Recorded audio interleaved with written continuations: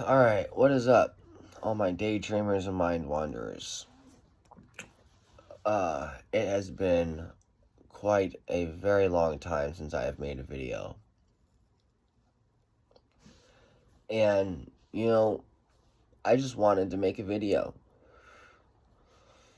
And I could not figure out a topic.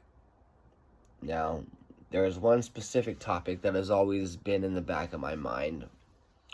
Before I went to treatment, I flat out told myself I will never share this. But in treatment, some stuff happened that made me go from I will never share this to I might share this one day. And I haven't made a video in so long, and I just want to make a video. So, you know what? Today's the day I'm going to share it. You could tell from the title that this is a video on my greatest trauma ever. Now, before I share a quick backstory, I had never told anyone this before, ever. It only happened last year in 2021, so, it's not like it was super long ago or anything, but, so when I was in treatment during class, another client was sharing something about a particular incident, and what he was sharing on started to bring up a memory in my head, and literal, like, PTSD. Like, I get flashes of, like, the actual incident. Like, I see it, like clear, and it just flash and flash and flash and flash, and so I started to have a PTSD attack right in the middle of class right there, and I had to step out. I fucking left class, and I stepped out, and I sat out in the hallway by the classroom, and I was just trying to wait until I was ready to go back in, until I was better. One of the staff members was like, "Hey, are you okay?" I was like, no, not really. So they're like, you don't have to come back to class. You can go if you want. So I was like, cool, all right.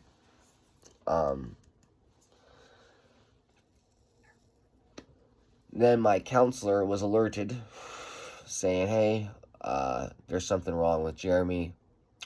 So, my counselor comes and finds me, says, "Hey, do you want to talk?" I said, "No, I don't want to talk." He said, "Okay." I was really worked up. He was like, "Okay, I can see you're worked up right now. I'll come find you later." So that class eventually gets let out, and people they see me. "Oh, hey, are you okay, man? You okay?" Yeah, I'm alright. I told them, like, "Oh, I had a PTSD attack. I had to go, I didn't tell anyone what it was about, but so, like, an hour so later, my counselor, he comes and finds me. He's like, "Hey, come up to my office." So, I'm up in his office, and, he, and I knew what he was bringing up in the office there for, so, like, on our way up there, I was, thoughts were just going through my mind, and I was just like, fuck, like, do I tell him, like, I don't want to talk about it, blah, blah, blah, and finally, before we went up into his office, I made the decision. I told myself, I was like, you know what? You're here to get better. This particular incident has been keeping you down for a year now. This particular incident has constantly made you want to get high from sunup to sundown and pass out, get so high that you nod out and pass out for as long as possible so that you don't have to be in reality and think about what you went through. So I told myself, you know what? He's a counselor. He was an addict for like 20 years. Guarantee you're not going to surprise him. Guarantee you he's not going to judge you. You gotta tell someone. You gotta get this off your chest. So fucking A, tell him. So he sits me down in his office and he's like, so what's going on? Talk to me.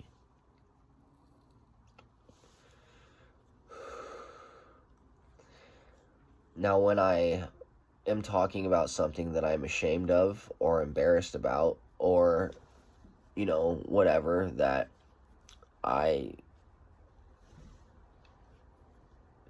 or that just bothers me in general, I don't look at people in the eyes. So I put my head down and I go like this and I take a deep breath and I say, all right, so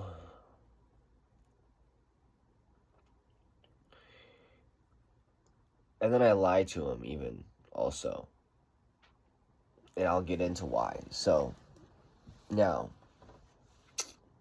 I'm going to interrupt this program for an announcement. I know my sister watches these videos, so I guarantee she's probably watching this one right now, so I'm going to speak to her directly if y'all don't mind. Sister, not going to say her name. Sister,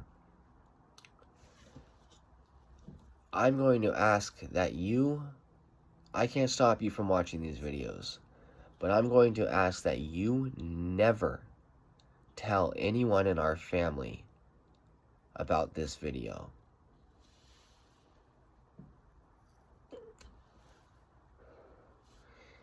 And if you do, I don't know when I will forgive you.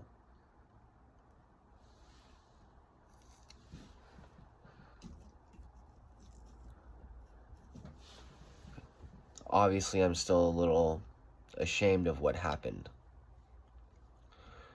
Obviously, I still am, I don't know. Obviously, I'm still dealing with it. Okay, so back to the story.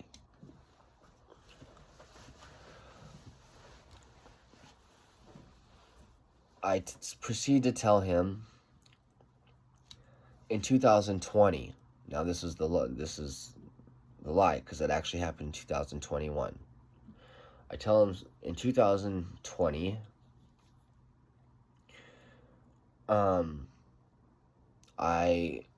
I was raped, and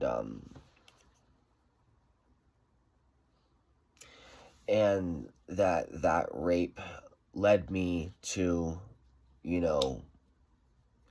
start prostituting myself out for drugs and stuff like that and blah blah blah. And I inevitably start crying and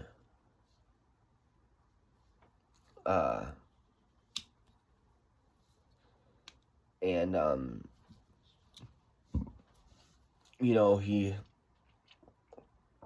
tries to ask if there's any way I can forgive this guy. And I said, no, there's not.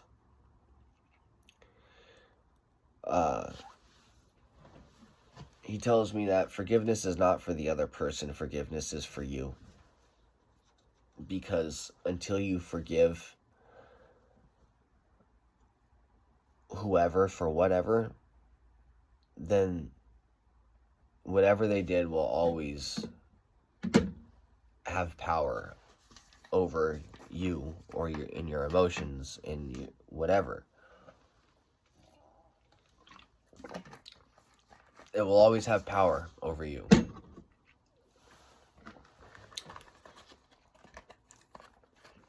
So I told him, well, no, not right now, but I'll try.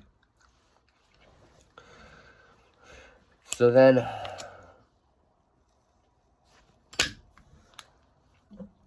I leave his office and I feel a little bit better. You know, this thing that has been shackling me down and holding me down and keeping me in the grips of wanting to die every day just finally got a little bit lighter because I told someone about it. And I felt better, honestly, talking about it. So later on that night at the in-house meeting that we had at the treatment center, I shared it with everyone there. And it was very fucking nerve-wracking. I was filled with anxiety afterwards, like, but people were coming up to me like, dude, good job, man, that's great. No one judged me, which made me feel bad about lying about how it happened. Now, see, I'm ashamed of being raped. I'm ashamed of prostituting myself out for drugs.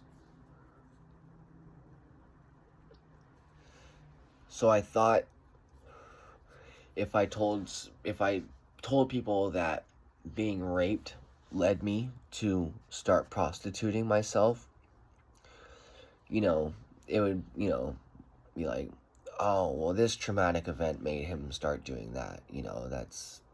That's sad.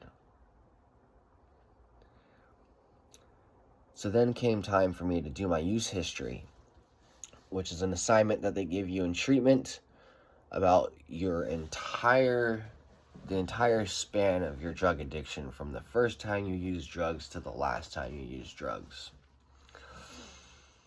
And I decided to get real in my use history. So this is how the story actually goes. In 2020, for the first time ever, I prostituted myself out for drugs. Now, this is not every man's dream. I did not prostitute myself to women for drugs. No. Because I'm sorry, but that just doesn't happen. No, I prostituted myself out to a man for drugs.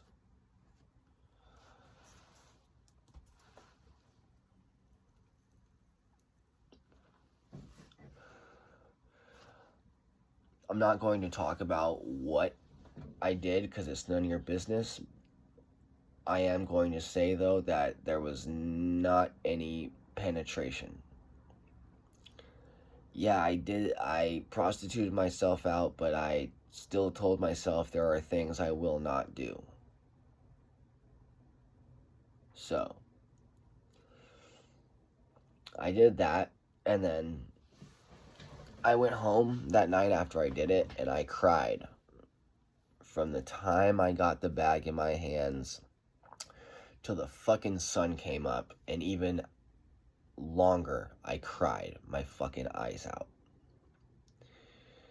And then the next time I was dope sick, I remembered how I did that and I didn't hurt anyone else around me. I didn't have to steal from my mom. I didn't have to steal from my dad. I didn't have to steal from anyone I love. So I didn't have to hurt anyone I love to get the drugs that time. So the next time I was fucking dope sick, I hit that guy up again. And I did it again. And then I went home and I cried till the sun came up again.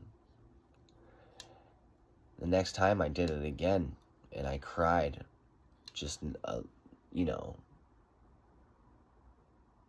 only until the sun came up this time and no longer, you know. And then that was that for the next couple times. And the next time, then I did it one time and I cried for only 5 hours that time. And then so on. And then that next time I cried for 3 hours. Until eventually I did it and I didn't cry anymore. Because it had became so normal to me that it was just another part of my life, another part of my addiction. Now, when I think about that, I think that is a sad aspect of it, that it just became so normal to me that it was just something I did to get drugs.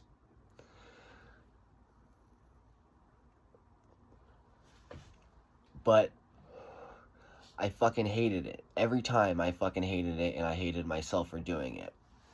Because here's one thing. I am not homosexual. Nothing against homosexuals. I have no problem with them. I just am not. I'm attracted to women. I like women. So,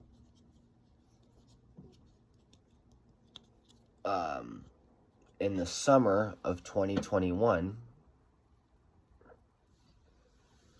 I had this homeless friend who introduced me to flying a sign on the freeway exits, which, you know, you've seen him. The guy standing out there with the fucking cardboard, you know, homeless, anything helps, blah, blah, blah. When he told me he makes about $100 a day, I was like, whoa. I had seen people do that before. I just never believed that they made shit for money, because in my mind, people aren't giving. People are inherently selfish. That's just what experiences has taught me. But I was like, whoa, okay, I'll give it a shot. So I go out there one day. I didn't make $100, but I made like $70 that first day. I was like, damn.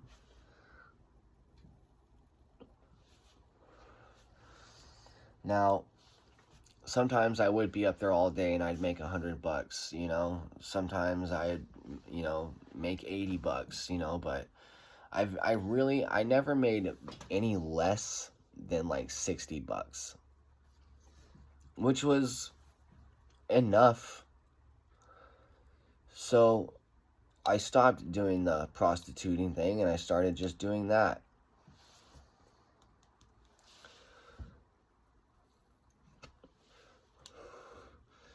And then one day, I'm out there flying my sign, and this blue truck rolls up, and it's this big muscular black guy in there, and he says, hey, meet me down at the car wash down there. I got $50 for you. So I'm like, okay, cool. So I hop on my bike, I ride down there. I get in his truck and he starts talking to me, and I could tell what he's hinting at. He's hinting at sexual favors for drugs. And I tell him, okay, I've done this before, but I told him that there is certain things that I won't do. He said, okay, that's fine. I explained to him what those things are. He said, okay, that's fine. He said, so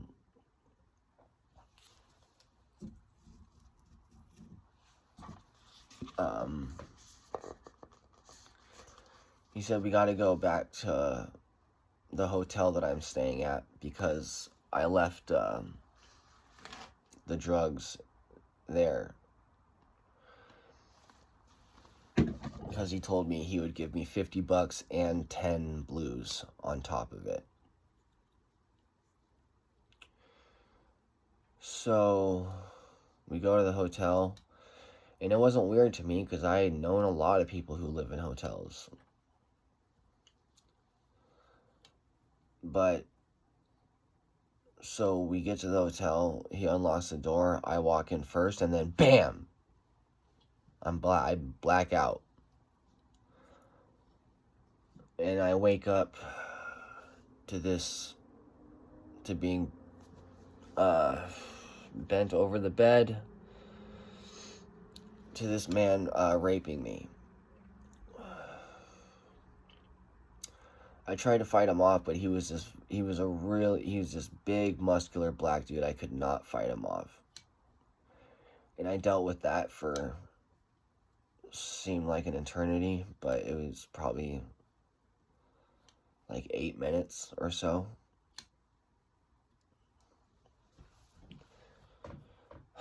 And then he was done, and then he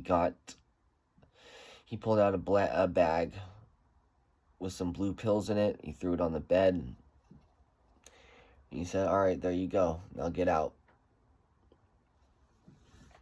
And it was a bag of 9 blues in it. I didn't even get the 10. I didn't get the $50 either. So, I get my drugs. I go get high and I cry.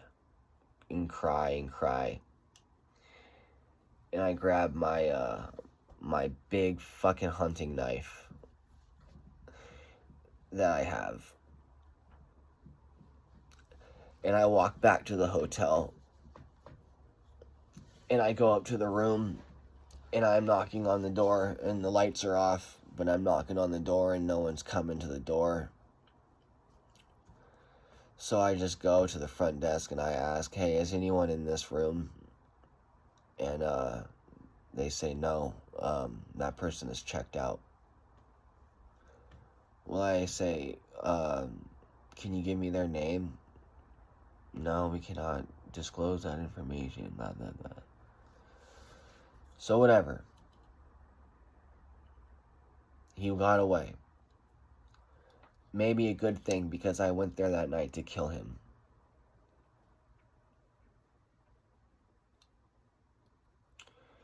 Now, it was the prostitution that led to that happening to me. That was the lie that I told the people in rehab. When I presented my use history, eventually, finally the truth came out. But I just didn't want people to believe that me as a man, as a straight man, just all of a sudden one day decided to start prostituting himself out to other men for money or drugs or whatever. But I did. And that led to me being put in a very dangerous situation where I was sexually assaulted.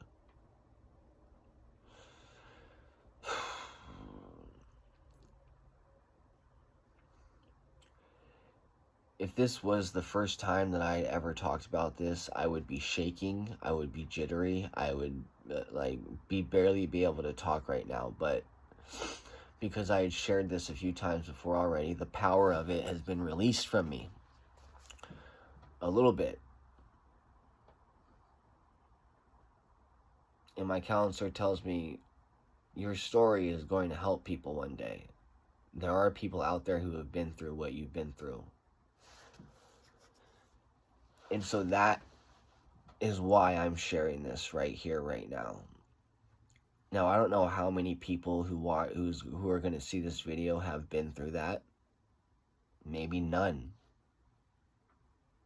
Maybe 1 or 2. But if anyone can relate,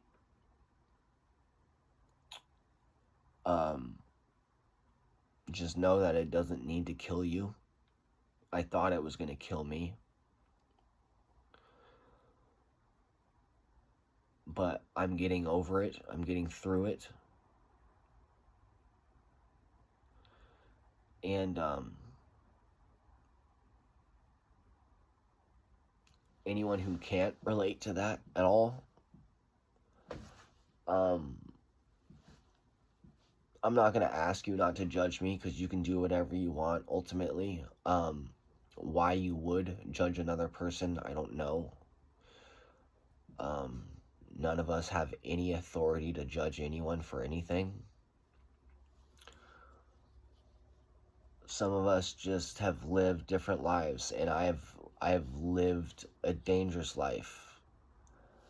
I've been put in a lot of situations that could have gone south very fast. I've been put in a lot of situations that I could have been shot, stabbed, whatever. And I put myself in that very dangerous situation, and something very dangerous happened to me. So, that is what I wanted to share. That is my greatest trauma.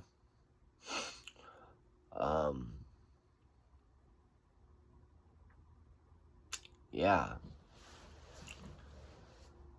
I thought talking about it might help me feel a little bit better.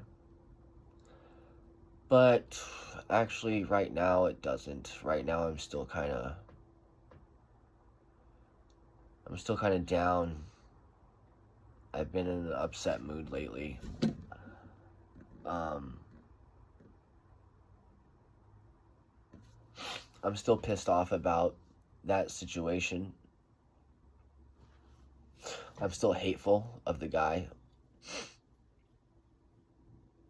I still, if I ever saw him, would kill him. But all the same, I wanted to share it. So, there's that. That's the video. I'm gonna go to sleep now, because it is very late. Alright.